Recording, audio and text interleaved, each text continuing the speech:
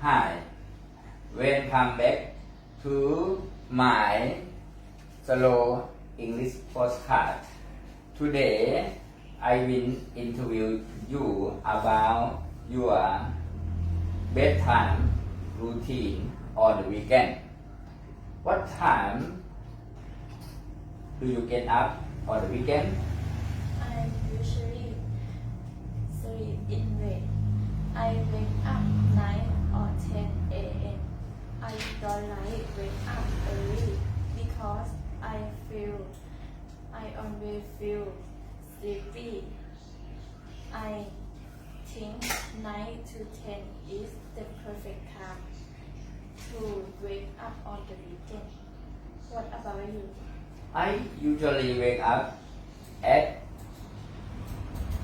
5:50 a.m. I go to bed little late, about 10 p.m. This is my usual time on weekend and on weekday. After I wake up, I exercise for about half an hour every day for my health. It is my bedtime routine. Thank you.